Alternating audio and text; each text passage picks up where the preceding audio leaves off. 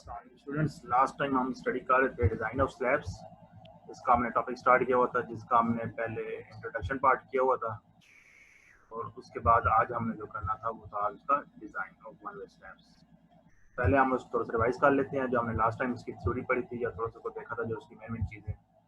तो मैंने आपको बताया था कि ब्रॉडली इसके जो 5 टाइप्स ऑफ स्लैब्स हैं जिनको ब्रॉडली क्लासीफाई किया जाए। उसमें वन वे स्लैब आ जाती हैं, टू वे स्लैब आ जाती हैं, फिर उसमें फ्लैट प्लेट आ सकती हैं, फ्लैट स्लैब आ जाती हैं, और फिर उनमें ग्रिड और वेफर स्लैब है।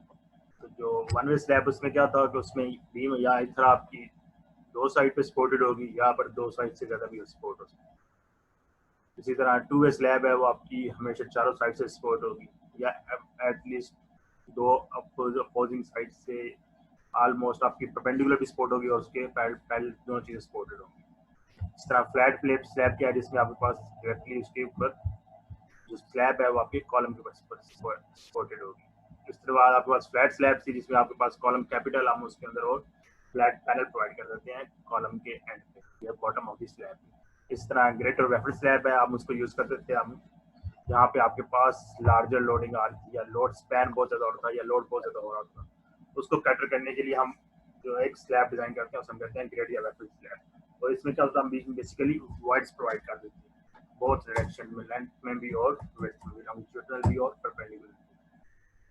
तो उससे क्या होता है कि आपके स्लैब का डेड लोड कम हो जाता है। डेड लोड कम होने से मटेरियल का अपना वेट कम हो जाता है, तो स्लैब के फेलियर होने के चांसेस कम हो जाते थे। फिर इन सब के बारे में हमने थोड़ी सी डिटेल्स के बारे में देख पा रहा था कि टाइप्स क्या होती हैं, या उनको फर्दर जो डिफरेंट ब्रीफ में इनको डिटेल में डिस्कशन की, ब्रीफली डिस्कशन की। उसके बाद जो हमारा मेन टॉपिक था वो है हमारे पास वन वे स्लैब का डिज़ाइन और टू वे स्लैब का डिज़ाइन।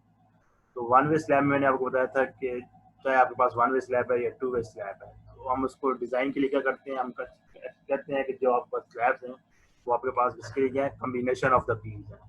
कि नंबर ऑफ बीम्स हैं जिनकी आप विड्थ 1 फीट लेते हैं या 12 इंचेस लेते हैं, और फिर आप उनको डिज़ाइन करते हैं एज ए स्लैब के ऊपर। एज्यूम करते हैं कि नंबर ऑफ बीम्स जो है वो कंबाइंड है, और उससे मिलकर आपके पास एक स्लैब डिज़ाइन करती है, तो उसको हमने एज ए स्लैब कंसीडर कहा था।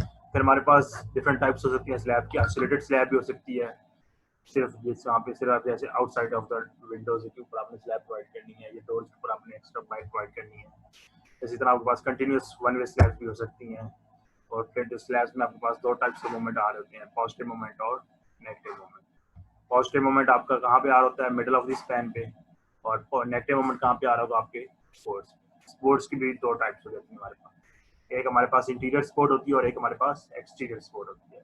एक्सटीरियर सपोर्ट कौन सी होती है, जहाँ पे आपके स्लैब का पोर्शन एंड हो रहा होता है। और इंटीरियर सपोर्ट क्या है कि एक बूम के साथ दूसरी स्लैब आपके साथ कंटिन्यू हो रही है, तो उसे हम कहते थे इंटीरियर सपोर्ट। तो जैसे अगर हम इस जो गिवन फिगर है इसको ही अगर हम इसको देख लें, तो उसमें क्या है आपके पास, जो ये आपके पास एज वाली सपोर्ट है, ये क्या आपके पास एक्सटीरियर सपोर्ट है। और दो सपोर्ट्स के दरमियान जो आपके पास, ये दो स्लैब्स के दरमियान जो आपके पास पोर्शन है, जो सपोर्ट वहाँ पे आएगी in the form of column या in the form of walls, उसे हम कौन से कहेंगे, इंटीरियर सपोर्ट। तो आपके पास दो सपोर्ट्स होती हैं, और एक आपके पास मिड स्पैन में पॉजिटिव मूवमेंट आ रहा है, और दोनों सपोर्ट्स आपके पास क्या होता है, नेगेटिव मूवमेंट आ रहा है। तो जो मेजर बेंडिंग होती है वो आपके पास शॉर्टर डायरेक्शन में आ रही होती है, जो लोडिंग होती है। और जो मेन स्टील होता है वो भी आपके पास स्लैब में शॉर्टर डायरेक्शन में प्रोवाइड किया जाता है। लेकिन लॉन्गर डायरेक्शन में भी कुछ ना कुछ उसकी स्लैब की एक बिल्कुल माइन्यूटली पोर्शन में उसकी बेंडिंग आ रही होती है, या जिसे हम कहते हैं माइनर बेंडिंग हो रही होती है। ये बेंडिंग आपके पास किस वजह से आ रही होती है, ये लोड की वजह से नहीं आ रही होती है, आपके पास बेसिकली आ रही होती है due to temperature and shrinkage. उसकी वजह से जो आपके पास रिफ्लेक्शन की वजह से हल्की मतलब थोड़ी सी इसमें चेंजेस आ रही होती हैं स्लैब में अंदर, या उसमें बेंडिंग आ रही थी, स्ट्रेस इंड्यूस होती हैं, वो basically due to temperature and shrinkage की वजह से। फिर हमने इसको देखा था क्लासिफाई कैसे किया जाता है वन वे स्लैब को, टू वे स्लैब को। जो हमने टेक्निकली कहा था वो तक था कि अगर स्लैब आपके पास चारों साइड पे सपोर्टेड है, तो उसके हम देखते हैं एस्पेक्ट रेशियो। एस्पेक्ट रेशियो हमारे पास क्या होती है, वो बेसिकली आपके पास रेशियो होती है longer side to shorter side. जो आपके पास की रेशियो आ जाएगी, अगर उसकी वैल्यू लेस देन 0.5 आती है तो आपके पास वन वे स्लैब होगी, अगर उसकी वैल्यू मोर देन 0.5 आती है तो क्या होगी, आपके पास टू वे स्लैब। अगर इसी को हम इसको अपोजिट साइड पे करते हैं कि आप इसकी रेशियो जो एक्सपेक्ट रेशियो इस तरह कैलकुलेट करें कि आप लॉन्गर डिवाइडेड बाय शॉर्टर करें। अगर लॉन्गर साइड को आप न्यूमरेटर में ले जाएं और शॉर्टर साइड को आप डिनोमिनेटर में ले जाएं, उस केस में जो क्राइटेरिया था वो 0.5 की जगह क्या हो जाता था, 1 डिवाइड बाई 0.5 क्या हो जाता था, प्लस 2 हो जाता था। अगर उसकी वैल्यू मोर देन 2 है तो आपके पास 1 वे स्लैब होगी, लेस देन 2 है तो आपके पास 2 वे स्लैब हो जाएगी। फिर जो डिफरेंट एग्जांपल्स हमने देखी थी, 1 वे स्लैब आप कहाँ पे प्रोवाइड कर सकते हैं, रूफिंग सिस्टम में जो मोस्टली आपके पास कैंटिलीवर होती है। स्टेयर्स की जितनी भी स्लैब्स होती हैं आपके पास सारी 1 वे स्लैब्स होती हैं। कैंटिलीवर रिटेनिंग वॉल्स के ऊपर जहाँ पे हिली एरियाज में जहाँ पे आपके पास, या अलाउंग साइड द मोटरवे आपने देखा होगा साल्ट रेंज पे जो डिफरेंट उन्होंने रिटेनिंग वॉल्स प्रोवाइड किए हैं, अगर वहाँ पे उन्होंने जो स्लैब प्रोवाइड करेंगे वो एज अ कैंटिलीवर स्लैब होगी। इस तरह फुटिंग भी जितनी भी होती हैं वो as a cantilever slab act कर रही होती है। फुटिंग में बेसिकली क्या होता है कि बॉटम पे फुटिंग है और ऊपर से आपके पास एक कॉलम का लोड आ रहा है, तो ये आपके पास क्या होता है, एक इन्वर्टेड स्लैब बन जाती है या इन्वर्टेड कॉलम होता है जिसकी वजह से वहाँ पे स्लैब आती है, और इसको भी हमेशा 1 वे स्लैब डिजाइन किया जाता है। और फिर आपके पास वही है, सब मैंने बताया था कि स्लैब आपके पास दो अपोजिट साइड में अगर सिर्फ आपके पास बीम्स हैं अपोजिट डायरेक्शन में, तो हमेशा वो क्या होगी, 1 वे स्लैब होगी। अगर चारों साइड में सपोर्टेड है तो फिर हमें क्या होगा, निकालनी पड़ेगी एस्पेक्ट रेशियो निकालनी पड़ेगी, या मोर देन 2 साइड से सपोर्टेड। सिर्फ 2 साइड से सपोर्टेड और अपोजिट साइड हैं तो हमेशा आपके पास 1 वे स्लैब होगी, इररिस्पेक्टिव कि वो साइड आपके पास लॉन्गर डायरेक्शन में आती है या फिर आपके पास शॉर्टर डायरेक्शन में आती है। फिर हमने इसकी डिफरेंट थ्योरीज देखी थी कि इसकी इफेक्टिव लेंथ हमने कोर्स से कहाँ से देखनी है, इसकी डेप्थ स्लैब की कितनी रखनी चाहिए, कवर कितना होना चाहिए, टेम्परेचर एनफोर्समेंट कितनी होनी चाहिए, बेंडिंग मोमेंट के कोएफिशिएंट्स कितने होने चाहिए या कहाँ से देखने हैं, जो आपके पास कोड में ACI 8.3.3 में गिवन है। पॉजिटिव मोमेंट के लिए जिसमें मैंने बताया था कि सेंटर ऑफ द बीम है उसके लिए अलग वैल्यू होगी उसकी मोमेंट की। फिर इसी तरह नेगेटिव स्पॉट है तो उसमें आपके पास 2 स्पॉट्स होती हैं, एक नेगेटिव स्पॉट या नेगेटिव मोमेंट आपके एक्सटीरियर फेस पे आ जाएगा और दूसरा आपका नेगेटिव मोमेंट आपके इंटीरियर स्पॉट पे आ जाएगा। तो जो आपके दो डिफरेंट वैल्यूज ऑफ मोमेंट है, यहाँ से आपके पास एक वैल्यू आ रही होगी पॉजिटिव मोमेंट के लिए, एक आपके पास नेगेटिव मोमेंट के लिए एक्सटीरियर पे आ जाएगी, दूसरी आपके पास negative moment at interior spot पे आ जाएगी। तीसरी वैल्यू हम इसमें देखते हैं कि शेयर फोर्स की वैल्यू मैक्सिमम कितनी आनी चाहिए, तो वो आपके पास यहाँ से चौथी वैल्यू आती है। इनडायरेक्टली आपने इस coefficient of bending moment coefficient से आपने 4 वैल्यू देखनी होती है बेंडिंग मोमेंट के कोफिशिएंट्स की। उसके बाद इसकी मिनिमम थिकनेस आपने कहाँ क्या लेनी है, तो वो भी आपके पास ACI कोड टेबल 9.5A में गिवन था। सॉलिड 1 वे स्लैब्स अगर आपके पास सिंपली सपोर्टेड है या आपके पास वन एंड कंटिन्यूस है, बोथ एंड कंटिन्यूस है, या फिर आपके पास कैंटिलीवर स्लैब्स हैं, तो उनकी वैल्यूज आपने कोड से कैसे लेनी है। और इसी तरह का आपके पास वो लाइट वेट एग्रीगेट को यूज़ किया जाता है कि नॉर्मल कंक्रीट नहीं है, वहाँ पे स्पेसिफिक मेंशन है वहाँ पे उसको लाइट वेट एग्रीगेट यूज़ किया गया है, तो उस केस में आपने उसकी वैल्यू क्या लेनी है। और इसी तरह अगर आपके पास स्टील की जो यील्ड स्ट्रेस है वो अपार्ट फ्रॉम 60 ग्रेड कोई और स्टील है तो उसकी वैल्यू आपने वहाँ से टेबल से कैसे पिक करनी है। उसके बाद में आपको बताया था कि थिकनेस आपकी जेनेरिक जैसे थंब रूल होते हैं कि कितने आपको टिपिकल कवर कितना अज्यूम करनी चाहिए, टिपिकल स्लैब थिकनेस कितनी अज्यूम की चाहिए, हमने सब पढ़ा था, इसके बारे में देखा था श्रिंकेज स्ट्रेस के बारे में, और इस तरह रेनफोर्समेंट रेशियो के फार्मूले टेबल से आपने 13-2 से कैसे लेने हैं। अगर आपके पास ग्रेड 40 या 50 है तो उसके लिए इसकी वैल्यू क्या थी, 0.002H into gross area, gross concrete area. और इस तरह ग्रेड 60 क्या था तो उसके लिए वैल्यू क्या थी, 0.0018 इंटू ग्रॉस कंक्रीट एरिया। और अगर आपके पास 50 या 60 या 40 के अलावा कोई और ग्रेड है तो उसका फार्मूले के लिए आपने ये एक्सप्रेशन यूज करते हैं उसके एरिया ऑफ एनफोर्समेंट या श्रिंकेज निकालने के लिए। और आज हमने यहाँ पे स्टॉप किया था कि उसकी एग्जांपल कैसे करते हैं या उसको सॉल्व कैसे करना है, तो उसकी एक एग्जांपल देख लेते हैं 1 वे स्लैब की, तो फिर हमारा ये टॉपिक कंप्लीट हो जाएगा। तो एग्जांपल में स्टेटमेंट पहले देख लें। स्टेटमेंट में क्या है, वो कहता है कि a reinforced concrete slab is built integrally with its supports. Integrally मतलब बिल्ट सपोर्ट्स के साथ बनी हुई है, एक साथ उसकी कंस्ट्रक्शन हुई है, सपोर्ट्स के साथ स्लैब है उसके साथ इसकी इंटेग्रली सपोर्ट्स और कंस्ट्रक्शन हुई है। ये नहीं है कि सपोर्ट्स लगे हैं और ऊपर स्लैब उसके लगे हैं। और उस किसमें है, उसमें कितने स्पैन है, कंसिस्ट ऑफ 2 इक्वल स्पैन्स, मतलब वहाँ पे एटलीस्ट आपके पास 2 स्पैन हैं, और each with a clear span of 15 feet, और हर स्पैन की जो विड्थ है या लेंथ है हमें जो गिवन है वो कितनी गिवन है, 15 फीट गिवन है एक स्पैन की, तो टोटल हमारे पास कितनी हो जाएगी, ये 30 फीट हो जाएगी। इस तरह उसके ऊपर जो लाइव लोड आ रहा है वो कितना आ रहा है, सर्विस लाइव लोड, वो आपका पास आ रहा है 100 पाउंड पर स्क्वायर फीट, और जो कंक्रीट की कंप्रेसिव स्ट्रेंथ उन्होंने यूज किया वो कितनी है, 4000 psi, और स्टील जो यूज किया हुआ है वो कितना 60 ग्रेड या 60,000 psi स्टील है। और हम इस स्लैब को डिजाइन करना है following the provisions of ACI code. तो हमारे पास क्या है, एक स्लैब है जिसके ऊपर क्या है आपके पास 2 स्पैन है। हर स्पैन की विड्थ कितनी है 15 फीट है और स्लैब आपकी इंटेग्रली बिल्ड की गई है उसके सपोर्ट्स के साथ। और हमें इसके साथ उसके अलावा उन्होंने उसके ऊपर लोड्स बता दिए हैं, लोड कितने आ रहे हैं। लाइव लोड भी है और उसके ऊपर 100 PSF और डेड लोड आपका उसका अपना जो कंक्रीट का सेल्फ वेट हो जाएगा उसके ऊपर क्या हो जाएगा इसका डेड लोड। और स्टील जो है वो 60 ग्रेड है, तो इसको हमने यूज करके डिजाइन करना है। तो अब बेसिकली क्या करेंगे, अगर एक स्पैन ही हम यूज कर स्लैब डिजाइन कर लें तो ऑटोमेटिकली उसका जो रिजल्ट आएगा वो आपके दूसरे स्पैन पे भी एप्लीकेबल है। तो ये आपके पास कुछ इस तरह की पोर्शन, अगर आप इस क्वेश्चन में डायग्राम ड्रा करेंगे तो इस तरह बन जाएगी। एक स्पैन है और दूसरा आपके पास यहाँ पे कंटिन्यूस है, ये आपके पास साइड दूसरी साइड पे आपके पास क्या होगा सेकंड स्पैन होगा। एक 15 फीट है और उसके सपोर्ट्स के साथ उसकी कंस्ट्रक्शन हुई है, तो इसका मतलब ये होता है इंटीग्रेटेड बिल्ड, एक साथ उसकी कंस्ट्रक्शन हुई है। तो ये हमें बेसिकली क्वेश्चन की स्टेटमेंट से पता चल रहा है कि एक साइड आपके पास एंड होगा मतलब वहाँ पे, और दूसरी साइड क्या होगा आपके पास स्लैब कंटिन्यूस होगा, क्योंकि आपके पास दो एक क्वेश्चन है। और लाइव लोड हमें गिवन था 100 psi, compressive strength of concrete भी गिवन है और यील्ड स्ट्रेस ऑफ स्टील भी गिवन है। तो सबसे पहले आपने जब भी क्वेश्चन इस तरह का स्टार्ट करना है तो सबसे पहले आपने देखना होता है कि थिकनेस ऑफ द स्लैब आपने क्या लेना है। तो थिकनेस ऑफ द स्लैब के लिए आपने वही टेबल 9.5 ए में जाना है और वहां से देखना है कि वहां पे इस पे कौन सी कंडीशन एप्लीकेबल है। टेबल 9.5 ए, ये आपके पास टेबल 9.5 ए था, हम देख सकते हैं minimum thickness of the slab. अब हम इसमें से क्या आपके पास वन वे स्लैब है और उसमें से ये आपके पास डिफरेंट कंडीशन है, simply supported, one and continuous, both and continuous या फिर कैंटिलीवर। इसमें से आप क्या ले सकते हैं, अभी हमें क्योंकि स्पेसिफाई होता है कि अगर आपने सिर्फ राइट स्लैब डिजाइन करनी है या लेफ्ट रूम की डिजाइन करनी है तो फिर तो हमें पता होता है कि उसका एक एंड कंटिन्यूअस है, दूसरा क्या है उसका डिसकंटिन्यूअस है, तो हम उसके फॉर्मूला क्या यूज करते हैं L/24। अभी हम फार्मूला कौन सा यूज करेंगे क्योंकि हमें नहीं पता कि वो आपके पास उसका लेफ्ट साइड के लिए डिजाइन है या सेकंड के लिए है। और दूसरा अपने फैक्टर ऑफ सेफ्टी के लिए कि दोनों साइड उसके एज्यूम कर लेते हैं कि वो कंटिन्यूअस है, तो उसके लिए यहाँ पे वैल्यू क्या आ जाएगी फार्मूले की L/28।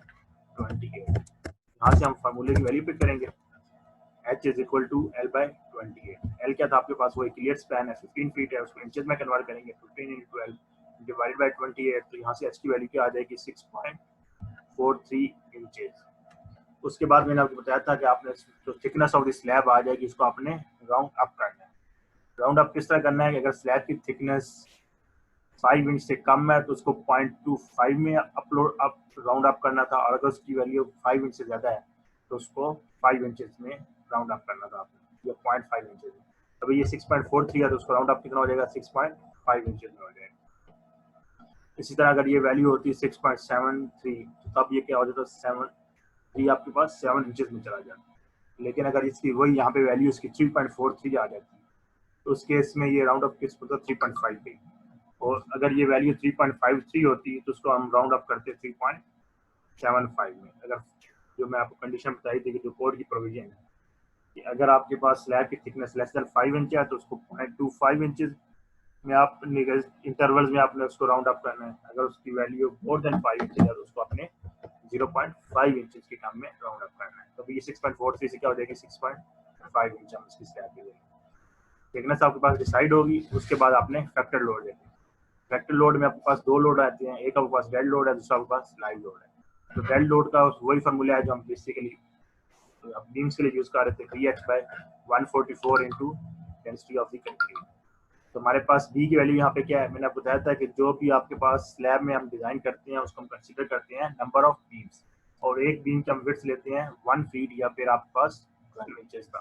तो अगर आप यहाँ पे इसको 6.5 एच आपके पास 6.5 आ गया, और बी की वैल्यू आप अगर उसको 1 लेंगे फीट में लेंगे तो उसको आप 12 पे डिवाइड करेंगे, अगर आप इसमें इंचेस में लेंगे 12 इंचेस में तो उसको आप 144 से डिवाइड करेंगे, क्योंकि बी एच में हम क्या लेते थे दोनों वैल्यूज आपके पास इंचेस में होती थी।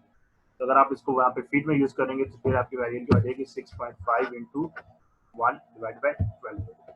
लेकिन आप इसको भी अगर 12 इंचेस में लेते तो फिर आपके पास वैल्यू क्या होती 144 हो जाती। इंटू डेंसिटी ऑफ कंक्रीट जो हम एज्यूम करते हैं कि नॉर्मल कंक्रीट डेंसिटी कितनी होती है 150 पाउंड पर क्यूबिक फीट। यहाँ से आपके पास उसका डेड लोड की वैल्यू आ जाएगी। तो ये कितनी आ रही थी 0.08 के पर फीट। इसी तरह आपने देखनी है लाइव लोड की वैल्यू। लाइव लोड हमें गिवन था 100 पाउंड्स पर स्क्वायर फीट में। तो लाइव लोड देखें आप गिवन है पर स्क्वायर फीट में गिवन है, हमें इसको कन्वर्ट करना है पर फीट में। तो पर फीट में कन्वर्ट करने के लिए हम इसको क्या करेंगे, उसके मल्टीप्लाई करेंगे एक लाइन या एक विड्थ ऑफ द साइड से। एक हमारे पास जो विड्थ होती है 1, उसको हम लिख सकते हैं, किस में लिख सकते हैं उसको 1 फीट, हमें 1 फीट से हम उसको मल्टीप्लाई कर दें या 12 इंचेस से मल्टीप्लाई कर दें। क्योंकि ये वैल्यू फीट में गिवन थी तो इसलिए हम इसको 1 से जब मल्टीप्लाई करेंगे तो उसकी वैल्यू क्या आ जाएगी 0.01 किप पर फीट। पाउंड से मैं किस में कन्वर्ट कर गया 1000 पे डिवाइड करके उसको किप्स में चला गया। किप्स में क्यों गया हूँ क्योंकि आपके पास लोड भी यहाँ पे डेड लोड किप्स में लिया है, तो लाइव लोड भी आप उसको किप्स में कन्वर्ट कर लें, दोनों को यूनिट्स आपने सेम कर लें या इनडायरेक्टली आप उसको पहले ही कर लें। जैसे 1000 पाउंड पर स्क्वायर फीट है तो इसको आप 1000 से डिवाइड करें तो क्या आ जाएगी 0.1 किप्स पर स्क्वायर फीट हो जाएगी। और फिर आप उसको 1 से मल्टीप्लाई करें, 1 क्या बेसिकली 1 फीट ऑफ, तो हम एज्यूम करते हैं स्लैब की विड्थ है, उससे मल्टीप्लाई करेंगे तो ये क्या जाएगा कि पर फीट में चला जाएगा। उसके बाद आपके पास जो टोटल लोड है उसके लिए हम जो फार्मूला यूज करते थे कोड का 9.1 की जो इक्वेशन गिवन है कोड के अंदर हमें dead load ultimate load is equal to 1.2 times dead load plus 1.6 time live load, वो आप कॉम्बिनेशन यूज करेंगे और आपके बाद आप अल्टीमेट मोमेंट की वैल्यू देख लेंगे, वहाँ वैल्यू क्या आ जाती है उसकी 0.26 किप्स पर फीट आ जाएगी। इसी तरह आप उसके बाद हमें जो थर्ड स्टेप है लोड हमारे पास आ गया, थिकनेस आ गया, उसके बाद आपने निकालना है बेंडिंग मोमेंट। तो लास्ट टाइम हम जो बीम डिजाइन करते थे उसके लिए तो हम टेबल से या कोड से हम फार्मूले देख लेते हैं कि वहाँ पे जो भी उसका केस बना। इन केस ऑफ स्लैब आपने जो फ्रैक्चर्ड बेंडिंग मोमेंट है वो आपको कोड के अंदर गिवन है SCI 8.3 के अंदर, और वहाँ से आपके पास पॉजिटिव बेंडिंग मोमेंट के लिए फार्मूला भी वहाँ से आ जाएगा जो आपके पास मिड स्पैन पे एक्ट करेगा। इसी तरह नेगेटिव बेंडिंग मोमेंट का फार्मूला भी आ जाएगा जो आपके पास इंटीरियर सपोर्ट पे एक्ट करेगा, और नेगेटिव मोमेंट का मोमेंट जो आपके पास एक्सटीरियर सपोर्ट पे एक्ट करेगा। एक आपके पास पॉजिटिव मोमेंट आ जाएगा, दो आपके पास नेगेटिव मोमेंट आ जाएंगे। इसको मैं आप लोगों को देख लेते हैं। ये हमारे पास पॉजिटिव मोमेंट का फार्मूला था। अब हमारे पास क्या है, पहले पॉजिटिव मोमेंट है तो उसमें हमारे पास कितनी कंडीशन गिवन है, जो एंड स्पैन है पहले क्या है एंड स्पैन डिसकंटिन्यूअस एंड अनरिस्ट्रेंड। अनरिस्ट्रेंड का मतलब क्या होता है कि वहाँ पे कोई सपोर्ट वगैरह नहीं है, वहाँ पे कोई मतलब किसी चीज की कोई रिस्ट्रिक्शन वहाँ पे नहीं है। तो उसको हम उसके लिए फॉर्मूला क्या था WL²/11, और दूसरा था कंटिन्यूअस एंड इंटेग्रल सपोर्ट। हमारे क्वेश्चन में गिवन था कि वहाँ पे क्या है वो support slab is built integrally with the support, उसकी वजह से फार्मूला क्या आपके पास जाएगा WL²/14। तो हम ये वाला फार्मूला उसमें से यूज करेंगे ताकि आपके पास WL²/14 इन केस अगर स्लैब आपके पास गिवन होती है कि वो इंटीरियर सपोर्ट है, मतलब स्लैब आपकी इंटीरियर है दोनों साइड पे आपके पास वहाँ पे गिवन होती है कि दोनों साइड पे भी ऑलरेडी वहाँ पे कोई रूम्स हैं या स्लैब्स हैं, या आपको प्लान इस तरह गिवन होता है कि कोई मिडल ऑफ द रूम आपने स्लैब डिजाइन करनी होती है, तो उस केस में पॉजिटिव मोमेंट की वैल्यू क्या आ जाती है आपकी डायरेक्ट इंटीरियर स्पैन से वैल्यू लेती है, वो क्या आ जाती है WL²/16। लेकिन इस केस में क्या हो जाएगी WL²/14 जो आपके पास किसकी होगी पॉजिटिव मोमेंट की। उसके बाद है आपके पास नेगेटिव मोमेंट है एक्सटीरियर फेस। अभी आपके पास कितने हैं, 2 स्पैन गिवन है तो WL²/9 हो जाएगा। अगर मोर देन 2 स्पैन हो तो उसकी वैल्यू क्या होगी WL²/10। लेकिन हमारे पास अभी सिर्फ एक ही गिवन है, 2 स्पैन गिवन है तो उसकी वैल्यू क्या आ जाती है WL²/9 हो जाएगी दूसरे की वैल्यू। इसी तरह आपके पास अगर आपके पास स्पैन एक ही होता तो उस केस में आप वैल्यू ये लेते WL²/11। 2 होते तो 9 है, मोर देन 2 10 है, तो अगर सिंगल स्पैन तो उसके लिए क्या होता है 11 हो जाता है। और इसके अलावा अगर आपके पास स्लैब की जो स्पैन है वो आपका लेस देन 10 फीट हो, उस केस में आपके पास फार्मूला क्या हो जाता है यहाँ पे WL²/12 हो जाता है। लेकिन अभी हमें गिवन है कि वहाँ पे स्लैब का स्पैन कितना है 15 फीट है, तो इसलिए हम ये वाली कंडीशन इस पर एप्लीकेबल नहीं है। अगर वो लेस देन 10 फीट होती तो फिर आप उसकी वैल्यू डायरेक्ट यहाँ से देख सकते हैं, 12 भी ले सकते हैं। अच्छा, एक वैल्यू हमने यहाँ से पॉजिटिव मोमेंट के लिए ली, दूसरी नेगेटिव मोमेंट एक्सटीरियर फेस, तीसरी हम उसकी इंटीरियर फेस पे देख लेते हैं। अब देखना है जब सपोर्ट क्या है एंड पे, सपोर्ट आपके पास बीम हो स्पैंड्रेल बीम। स्पैंड्रेल बीम क्या उसकी पसंद जो उसमें आपके पास कंटिन्यूअस बीम आपके पास इंडायरेक्टली जो उसकी कास्ट की गई उसे हम कहते हैं स्पैंड्रेल बीम। उसकी वैल्यू क्या आ जाएगी WL²/14। अगर वहाँ पे सपोर्ट कॉलम होगी तो उसकी वैल्यू क्या हो जाएगी WL²/16। तो भी हमारे पास सपोर्ट क्या है बीम है वहाँ पे, तो हमारे पास वैल्यू क्या हो जाएगी 24। हमने इस टेबल में से 3 वैल्यू ले ली पॉजिटिव मोमेंट के लिए, उसके बाद negative moment eight exterior face, और तीसरी कौन सी ली है negative moment at interior face. ये वैल्यू आपने यहाँ से पिक कर ली। WL² मिड स्पैन पे कितनी आ गई, Ln की आपके पास क्लियर स्पैन होता है 2/14 हो जाएगी। इस तरह इंटीरियर सपोर्ट के लिए WL²/9 और एक्सटीरियर सपोर्ट क्या हो जाएगी डब्ल्यू एल स्क्वायर बाय 24। और यहाँ पे जो इस फार्मूले में जो अपने एवरेज स्पैन लेंथ यूज करनी है वो आपके पास क्या क्लियर स्पैन, मतलब अपने एंड पे अगर आपको स्क्वायर गिवन है, column two column centre given है, या आपके पास डिस्टेंस गिवन है middle of the column to middle of the column, आपने सिर्फ स्लैब का पोर्शन इंक्लूड करना है। जैसे यहाँ पे गिवन था कि क्लियर स्पैन लेंथ कितनी है 15 फीट है क्वेश्चन के अंदर, तो आपके पास ये क्या होगी, इसकी वैल्यू 15 होगी। अगर यही वैल्यू हमें गिवन होती है कि स्पोर्ट टू स्पोर्ट या मिडिल ऑफ द बीम इसकी वैल्यू इतनी आ रही है, स्पैन गिवन आ रहा है, उस केस में क्या करता था, आपको वहाँ पे दोनों साइड पे जो उतना भी इसकी स्पोर्ट्स का डिस्टेंस है वो आपको माइनस करना था, और उसके बाद जो आपके यहाँ पे क्लियर स्पैन की वैल्यू है वो यूज करनी है।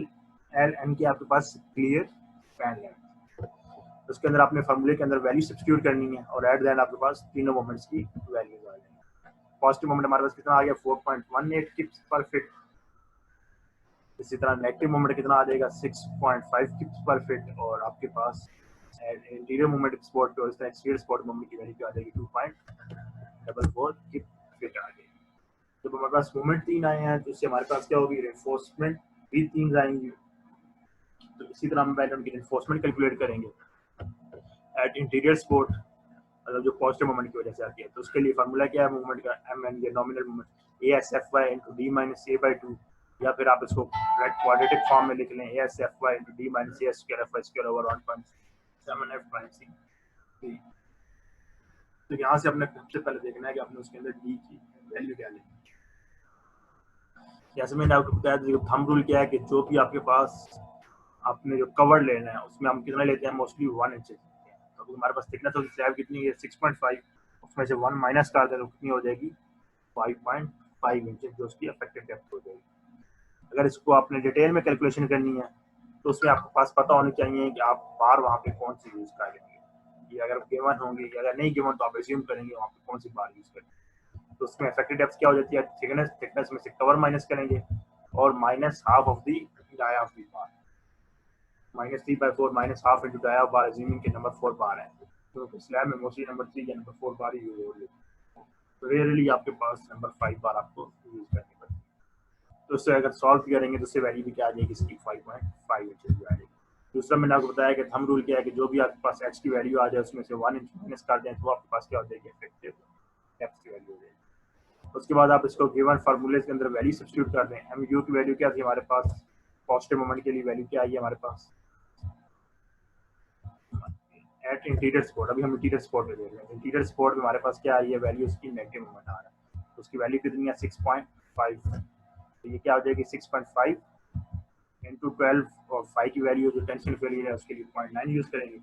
ए एस एफ वाई हमें गिवन था 60, डी हमने खुद कैलकुलेट किया 5.5 minus A square F Y square over 1.7 F prime C कितना हमारे पास 4 के एस आई, और बी हम जो एज्यूम करते हैं कि इसके अंदर 12 इंचेस है, इसको आप 1 फीट में कर सकते हैं। अगर 1 फीट में करेंगे तो सारे इंचेस फिर आपको फीट में रखने पड़ेंगे, क्योंकि इंचेस में होता है इसलिए आप इसको 12 इंचेस यूज करेंगे बेहतर है। इससे आपके पास ए एस की वैल्यू क्या आ जाएगी 0.27 इंच स्क्वायर। इसी तरह मिड स्पैन में देखेंगे तो मिड स्पैन में सेम वही फार्मूला होगा, सिर्फ वैल्यू किसकी चेंज हो रही होगी, इसमें जो फार्मूले में वैल्यूज है सिर्फ यहाँ पे मोमेंट की वैल्यू है जो आपके पास चेंज हो रही है, हर एक कंडीशन के लिए अपनी स्कोर होगी। तो मिड स्पैन में हमारे पास मोमेंट कितना था 4.18 की, हम मोमेंट यहाँ पे 4.18 इंटू 12 12.9, आपकी वैल्यूज आपके पास सेम रहेंगे। इसको सॉल्व करेंगे तो एस की वैल्यू आ जाएगी 0.17 इंच स्क्वायर। इसी तरह अगर आप एक्सटीरियर सपोर्ट पे देखेंगे तो उसका वैन मूवमेंट की वैल्यू क्या है हमारे पास 2.44 into 12 divided by 0.9 is equal to S F Y D minus A square Y square over 1.7 F minus C into P. तो यहाँ से आपके पास जो है एस की वैल्यू आ जाएगी वो आपके पास आ जाएगी 0.1 इंचेस स्क्वायर। तो हमारे पास अब क्या हो गया 3 मूवमेंट से, तो 3 मूवमेंट से हमने 3 ईयर ऑफ रेनफोर्समेंट कैलकुलेट कर ली, इंटीरियर के लिए स्पोर्ट के लिए भी, एक्सटीरियर स्पोर्ट के लिए भी और मिड स्पैन के लिए। अब हम तीनों पॉइंट्स पे या तीनों लोकेशन पे क्या करेंगे, उनकी स्पेसिंग कैलकुलेट करेंगे, कितनी स्पेस पे आपने बार प्रोवाइड करनी है, क्योंकि स्लैब में ज़्यादा इंपॉर्टेंट होता है कि आप टोटल एरिया प्रोवाइड करने के बजाय आपने कितनी बार पे स्पेसिंग पे आपने वहाँ पे बार प्रोवाइड करनी है। तो स्पेसिंग का फार्मूला होता है हमारे पास होता है 12 into A B over A S. A B क्या है आपके पास एरिया ऑफ बार जो आपने वहाँ पे प्रोवाइड करनी है, divide by area of steel, जो आपके पास रिक्वायर्ड एरिया ऑफ स्टील वहाँ प्रोवाइड करना। तो पहले हम वही इंटीरियर सपोर्ट पे देख लें, एज्यूमिंग कि हम वहाँ पे नंबर 4 बार यूज करेंगे पूरी थ्रू आउट आपके पास पूरी स्लैब। तो आपके पास क्या हो जाएगा 12 इंटू नंबर 4 बार के एरिया क्या होता है 0.2 इंचेस स्क्वायर। ये आप कहाँ से देखेंगे इसकी वैल्यूज, वही आपके पास एरिया ऑफ स्टील के टेबल से देख लेंगे, या आपके पास एसीआई कोड की अपेंडिक्स ई है, वहाँ से आप इसकी वैल्यू आ जाएगी 0.2। और एरिया ऑफ स्टील हमने इंटीरियर सपोर्ट पे लास्ट टाइम कैलकुलेट किया था 0.27, तो उससे आपके पास स्पेसिंग क्या आ जाएगी 8.8 इंचेस। तो अब हम क्योंकि एक्चुअली 8.8 इंचेस हम प्रोवाइड नहीं कर सकते, लेकिन हम इससे एक्सीड भी नहीं कर सकते, तो इससे कम आप कुछ भी प्रोवाइड कर सकते हैं, लेकिन इससे ऊपर आप नहीं जा सकते। इससे कम मतलब आप 8.5 इंचेस में रख लें वो भी ठीक है, 8 पे रख लें वो भी ठीक है। एज्यूमिंग कि हम इसको number 4 bar at 8 inch centre to centre provide करते हैं, लेकिन आपने फिर इसको क्रॉस चेक करना है कि जो इसकी लिमिटेशन है या मैक्सिमम स्पेसिंग है उसके साथ। जो मैक्सिमम स्पेसिंग की कंडीशन क्या थी कि maximum spacing between the part should not be more then 3 times thickness of the slab और 18 इंचेस। जो आपके पास एसीआई 7.6.5 की कंडीशन जो मैंने आपको लास्ट टाइम बताया था। तो अपने इसको अप्लाई करेंगे तो 3 इंटू एक्स कितना था 6.5, उसको मल्टीप्लाई करेंगे तो उतना आ जाएगा 19.5 आ जाएगा, या फिर 18। दोनों में से जो स्मॉलर होगा वो आपका यूज होगा, तो कितनी आ जाएगी 18 इंचेस। अब आपके पास आपकी वैसे एक वैल्यू 8 आई है, दूसरी आपके पास 18 आई है, लेकिन पहला कंडीशन ये कहता है कि आप उसको 8 से ज़्यादा प्रोवाइड नहीं कर सकते, दूसरी कहती है कि 18 से ज़्यादा प्रोवाइड नहीं कर सकते। तो दोनों कंडीशन को सेटिस्फाई करने के लिए आपने क्या करना है कि दोनों में से जो भी वैल्यू स्मॉलर आ रही है स्पेसिंग की, वो आपने वहाँ पे प्रोवाइड करनी है। स्मॉलर वैल्यू क्या थी number 4 bar at the rate of 8 inch centre to centre. इसी तरह आपने यही काम आपने रिपीट करना है मिड स्पैन पे, और इसी तरह आपने रिपीट करना है एक्सटीरियर सपोर्ट। तो मिड स्पैन पे किया सिर्फ आपके पास चेंजिंग किसमें आ जाएगी 12 एबी और एरिया ऑफ स्टील के अंदर, जो आपकी वैल्यू कितनी थी 0.1। तो इससे वैल्यू क्या आ जाती है 14 इंचेस, और दूसरी हमारे पास जो वैल्यू हमने यहाँ पहले कंडीशन में देखी थी वो कितनी आ रही थी 18 इंचेस। दोनों में से जो स्मॉलर है उसमें 14 इंचेस था, तो हम इसको number 4 bar at the rate of 14 centre provide कर दें। इसी तरह अगर हमने जब इसको एक्सटीरियर सपोर्ट पे देखा तो उसकी वैल्यू क्या आ गई 24 इंचेस, और दूसरी हमारे पास वैल्यू वही यार जो सेम थी वो कितनी आ रही थी 18 इंचेस ही आ रही थी। दोनों में से हम क्या प्रोवाइड करेंगे 18 इंचेस, 24 नहीं प्रोवाइड करेंगे उसको, 18 inches centre to centre spacing provide करेंगे इसके अंदर। तो हमारे पास जो स्पेसिंग आ गई वो इंटीरियर सपोर्ट पे भी आ गई है, मिड स्पैन पे भी आ गई, और इसी तरह उसकी एक्सटीरियर सपोर्ट पे भी उसकी वैल्यूज आ गई। उसके बाद हमने ये तो आपके पास थी मेन बात, उसके बाद आपने देखना है कि उसके अंदर जो अपने टेम्परेचर है श्रिंकेज रिइंफोर्समेंट प्रोवाइड करनी है वो कितनी होनी चाहिए और उसकी स्पेसिंग क्या होनी चाहिए। तो जो एसीआई कोड है 7.12.2.1 वो आपको क्या कहता है कि अगर आपके पास 60 ग्रेड स्टील हो तो अपने एरिया ऑफ स्टील आपने कितना बताया था, उसमें था 0.0018 into gross area of concrete. Gross area of concrete क्या हो जाएगा, क्योंकि स्लैब है आपके पास टोटली फिल्ड है, तो आपके पास क्या हो जाएगा बी इंटू एच हो जाएगा। 0.008 बी हमारे पास 12 इंचेस इंटू एच के 6.5 इंचेस, तो इसके पास एरिया ऑफ स्टील कितना आ जाएगा 0.14 इंच स्क्वायर। एज्यूमिंग वही है कि आप टेम्परेचर शिफ्टिंग भी नंबर 4 बार यूज कर रहे हैं, तो इसकी स्पेसिंग क्या आ जाएगी 12 ए बी ओवर एस, इससे वैल्यू क्या आ जाएगी 17.14 इंचेस। और इसके लिए जो स्पेसिंग का क्राइटेरिया क्या था वो था 5 times thickness of the slabs और should not be more than 18 inches. 5 times से जब इसको मल्टीप्लाई किया तो 32.5 आ गया, और दूसरा आपके पास 18 हो गया। इस केस में भी आपके पास एक कंडीशन आपके पास 18 इंचेस आ गई और दूसरे की वैल्यू क्या आ गई 17.14 आ गई। अब आप 17.14 से कोई वैल्यू स्मॉलर वैल्यू कोई भी राउंड फिगर आप इसमें यूज कर सकते हैं। जनरली मतलब यह जो कंस्ट्रक्शन रूल है, जो भी आप स्पेसिंग प्रोवाइड करते हैं वो मोस्टली आपके पास इवन नंबर्स में, हम उसको ऑड नंबर्स में बहुत ही रेयरली या एक्सेप्शनल केस में प्रोवाइड करते हैं। तो जो 17 के पास जो लोएस्ट इमीडिएट इवन नंबर था हमारे पास क्या था 16 था, तो हमने इसको number 4 bar at the rate of 16 inch centre to centre spacing provide कर दिया। तो अभी हमारे पास दोनों बार्स कैलकुलेट होगी, मतलब मेन इन्फोर्समेंट भी आ गई, उसकी स्पेसिंग भी आ गई, और उसके बाद आपके पास टेम्परेचर है श्रिंकेज इन्फोर्समेंट भी आ गई। तो फाइनल आपने क्या करना है कि वही डिजाइनर के लिए आपने इसका फाइनल स्केच लेआउट करना है, या जिसको आप साइट पे यूज किया जाएगा कंस्ट्रक्शन लेआउट के लिए। तो आपने क्या किया, वही स्लैब जो इनिशियली हमें क्वेश्चन में गिवन थी उसको रीड्रा किया। तो हमारे पास जो यहाँ पे स्लैब एंड हो रही है, ये क्या हो जाएगा बेसिकली आपके पास एक्सटीरियर सपोर्ट हो जाएगी। तो एक्सटीरियर सपोर्ट पे आपके पास क्या हमारे पास स्पेसिंग आई थी एक्सटीरियर सपोर्ट पे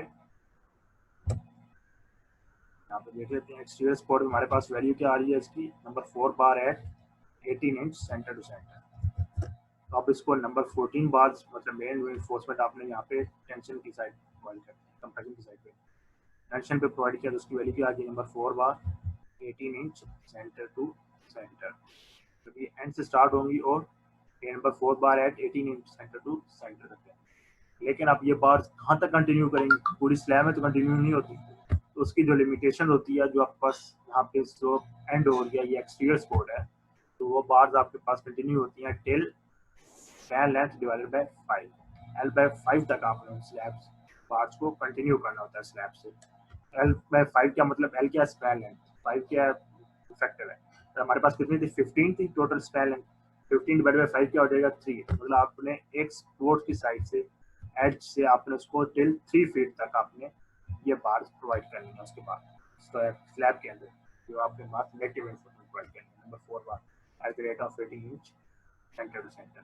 इसी तरह आपने दूसरी बात हमारे पास क्या थी, आपके पास जो इंटीरियर सपोर्ट है, इंटीरियर सपोर्ट हमारे पास वैल्यू क्या आ रही है, number 4 bar at the rate of 8 inch centre to centre.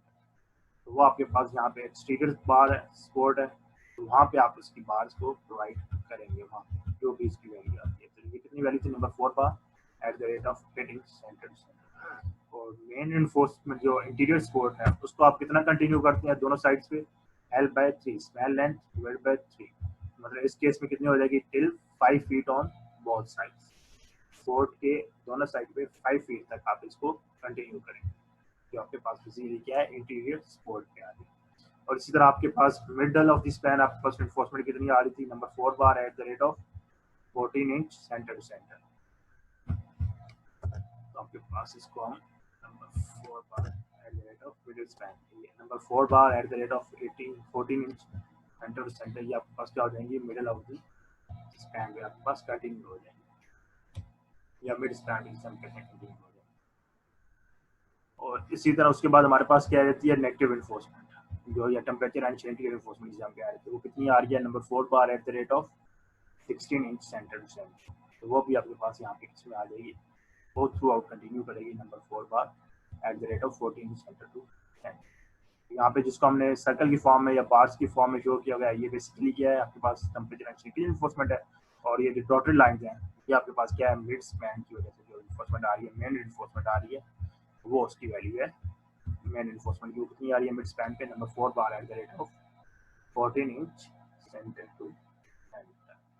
और ये जो मिड स्पैन पे जो आपके पास इन्फोर्समेंट आ रही होती है, ये कहाँ तक कंटिन्यू करती होती है, till 6 inches into the sport, मतलब आपने स्पोर्ट के टिल 6 इंचेस तक इसको कंटिन्यू करना होता है, जो भी आपके पास मिड स्पैन की जो आपके पास मोमेंट आ रहा हो, या फिर आप उसकी टेम्परेचर या श्रिंकेज इन्फोर्समेंट प्रोवाइड करा रहे हैं, जो भी आपके पास एंड एड स्पोर्ट है या एक्सटीरियर स्पोर्ट है उसके 6 इंचेस तक आपने इसको कंटिन्यू करना होता है।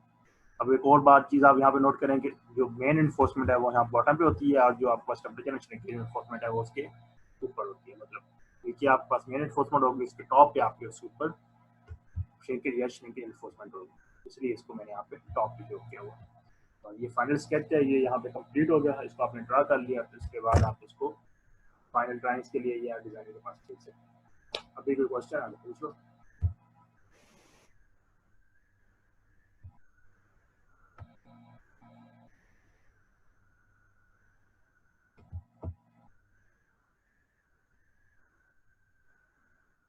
चलिए नो क्वेश्चन, तो अब इंशाल्लाह नेक्स्ट क्लास में मिलेंगे जिसमें हम करेंगे डिज़ाइन ऑफ टू स्लैब्स।